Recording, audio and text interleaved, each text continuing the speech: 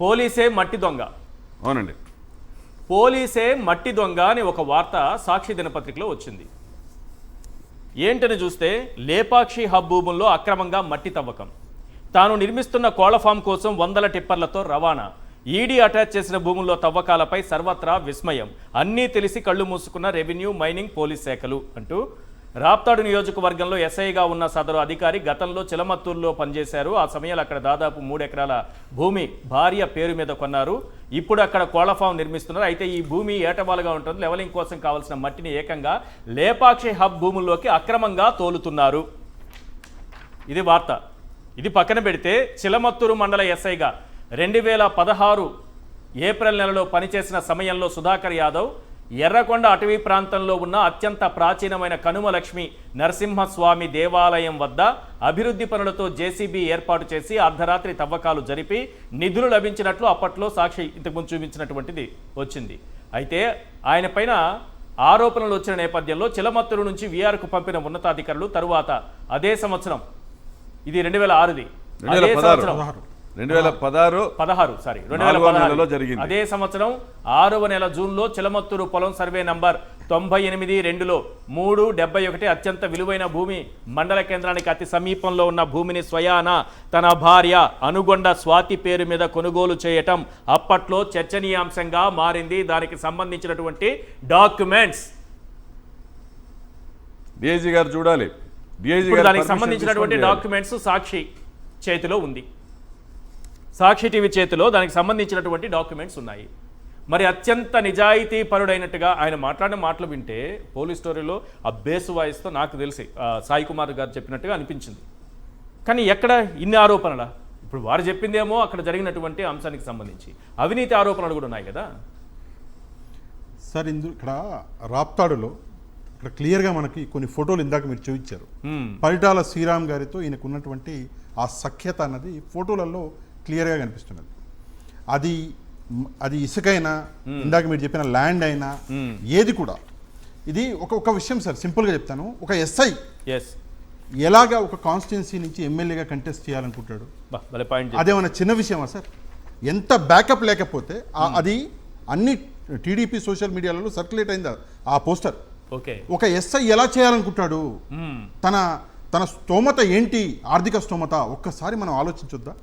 ఇంత ప్రాపర్టీలు ఎలా పర్చేస్ చేస్తాడు? ఇంకోటి ఆయన మాట్లాడారు, ఆయన చాలా బేస్లో బాలకృష్ణ గారి డైలాగులు, అంటే కొంచెం మిక్స్ చేసేయాలండి డైలాగులు. ఆ డైలాగులు చెప్పుకుంటూ మేము అంటే ప్రజల కోసం పనిచేస్తామని చెప్పేసి ఒక మాట్లాడాడు. నిజంగా మీరు ప్రజల కోసం పనిచేసి ఉంటే ఈ హత్యలు జరిగేవే కావు, ఈ ఇష్యూస్ వచ్చేవే కావు.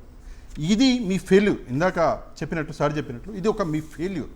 ఇక్కడ క్లియర్గా ఇంకో విషయం కూడా మనకు అర్థమవుతుంది సార్. ఏంటంటే రాజకీయంగా ఇందాక మీరు చెప్పారు జగన్మోహన్ రెడ్డి గారి సెక్యూరిటీ గురించి మనం మాట్లాడుకుంటూ ఒక విషయం క్లియర్గా చెప్పాలి. పరిటాల సునీత గారు ఒక విషయం మాట్లాడారు. ఒక ఎమ్మెల్యేకి ఎంతమంది ఉంటారు సెక్యూరిటీ? ఒక ఎస్ఐఓ, ఒక 2 ఎస్ఐలో, ఒక సిఐఓ ఉంటే సరిపోద్ది.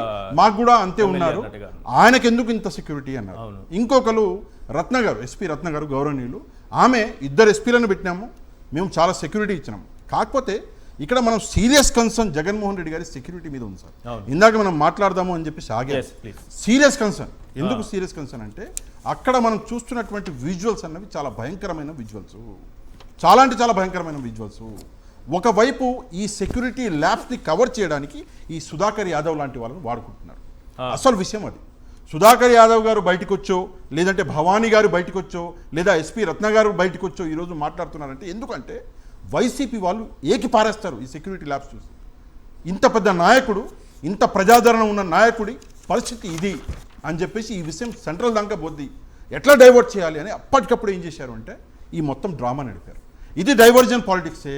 లేకపోతే ఒక ఎస్ఐ ఒక ఎక్స్ సీఎంని పట్టుకుని ఏకవచనంతో మాట్లాడము బై మిస్టేక్ కూడా మేము మాట్లాడము సార్. చంద్రబాబు నాయుడు ఇన్ని రోజులు చూస్తున్నారు. 2 విషయాలు చెప్తాను సార్. ఒకటి అవినీతి ఆరోపణలకు సంబంధించి క్లియర్గా నేను చదివి వినిపించాను. వారి పైన ఉన్న అవినీతి ఆరోపణలు ఏ రకంగా ఆ డాక్యుమెంట్స్ కూడా ఇప్పుడు సాక్షి టీవీ చేతిలో ఉంది. ఆ డాక్యుమెంట్స్ కూడా మీకు చూపించాను. అయిపోయింది. కాకి నుంచి ఖద్దరుకు ఎస్ఐ సుధాకర్ యాదవ్. గతంలో చిలమత్తూరు ఎస్ఐగా పనిచేసిన సుధాకర్ యాదవ్కు టీడీపీ టికెట్ ఆయన కండువా లేదు, మొత్తం కాకి డ్రెస్ అని చెప్తున్నారు కదా. టీడీపీ టికెట్ టీడీపీ గుంతకల్ నియోజకవర్గ అభ్యర్థిగా సుధాకర్ యాదవ్ పేరు సోషల్ మీడియాలో చక్కర్లు కొడుతోంది. ఆయన టీడీపీ గుంతకల్ నియోజకవర్గ అభ్యర్థిగా సుధాకర్ యాదవ్ పేరు వివిధ దినపత్రికల్లో వచ్చినటువంటి వార్తలు ఇవి. అదే సార్, ఆయన చేసుకున్నటువంటి అడ్వర్టైజ్మెంట్ అది టీడీపీ సోషల్ మీడియాలో కూడా బాగా వైరల్ అయింది, ఓకే. పంపించాడు. ఇంకోటి సుధాకర్ యాదవ్ యువసేన అంట. అవి కూడా అంటే నాకు దొరికింది, అంటే ఇది జనరల్గా సోషల్ మీడియాలో ఉంది. సుధాకర్ యాదవ్ యువసేన అంట. సార్ ఒక ఎస్ఐకి యువసేన ఏంటి సార్? ఏమన్నా సంబంధం ఉందా? తోపుతుర్తి గారికి యువసేన ఉందనుకోండి, నేను నమ్ముతా, ఆయన ఒక లీడరు, ఆయనకి యువసేన, అందులో నేను కూడా ఒక పార్ట్ అనుకుంటా, నేను కూడా పనిచేస్తాను. కానీ ఒక ఎస్ఐకి యువసేన ఏంటండి? నాకు అర్థం కాదు. ఏం సంబంధము?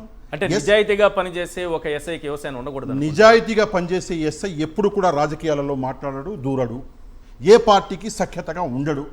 పర్సనల్ గా ఒక పార్టీ అన్న అట్లా వెళ్ళి కలవరు ఎవరు.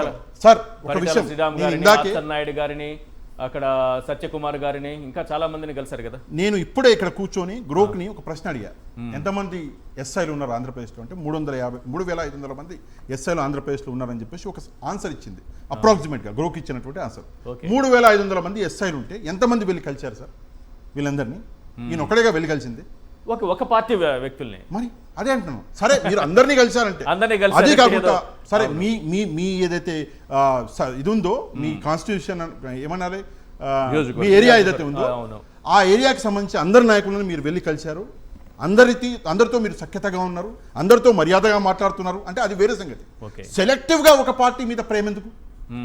రాజకీయంగా మీకు నిజంగా ఏదైనా కోరికలు ఉంటే, ఇందాక చెప్పిన నేను, తప్పు లేదండి, అందరికీ ఉంటాయి కోరికలు. కానీ మీరు ఏం చేయాలి, యూనిఫామ్ ఇప్పేసి పక్కన పెట్టేసి అఫీషియల్ గా నేను రాజకీయాలు జాయిన్ చేస్తున్నాను అని చెప్పేసి మీ దగ్గర ఆస్తులు ఉంటే ఖర్చులు పెట్టుకొని మీరు ఒక ఎమ్మెల్యే గాను కార్పొరేటర్ గాను కంటెస్ట్ చేయండి, ప్రజలు వెల్కమ్ చెప్తారు, రాజకీయంగా మేము కూడా ఎదుర్కొంటాం. కానీ మీరు ముసుగులో ఒక ఎస్ఐ ఒక యూనిఫామ్ ముసుగులో ఈరోజు ఇండైరెక్ట్గా ఇట్లా సపోర్ట్ చేస్తే గెలవరా? కాన్స్టిట్యున్సీలలో గెలవరా? ఒక ఎస్ఐ ఇలాగా ఇండైరెక్ట్ గా సపోర్ట్ చేస్తే కాన్స్టిట్యున్సీలో గెలవరా? సమాధానం చెప్పండి. ఇప్పుడు గెలిచిన గెలుపు అన్నది అందులో 100% ఈయన పాత్ర ఉన్నది, ఇక్కడ క్లియర్ గా కనిపిస్తున్నది. ఈరోజు ఈ విషయం అండి, ఈయన పైన ఏదైతే ఫేస్బుక్లో కానీ సోషల్ మీడియాలో కానీ ఈయన పోస్టర్లు అన్నీ ఇవన్నీ కూడా చంద్రబాబుతో ఉన్న ఫోటోలు ఇవన్నీ కూడా ఎస్పీ గారికి నెల ముందే పెట్టా, పుట్టపర్తి ఎస్పీ గారికి పెట్టి మాట్లాడాను, చెప్పాను, మెసేజ్ పెట్టాను, మాట్లాడాను. మేడం, ఇటువంటి వ్యక్తి who is directly related with Telugu Desam party, ఆయన దానికి ఒక యువసేనని పెట్టుకున్నారనేసి తనకు తాను తెలుగుదేశం పార్టీ కార్యకర్తగా ఆపాదించుకుంటూ పెట్టినటువంటి పోస్టులు ఇవన్నీ కనిపిస్తూ ఉంటే how can we expect this fellow to act impartially? Madam, సామాన్యులకి ఏ న్యాయం జరుగుతుందండి?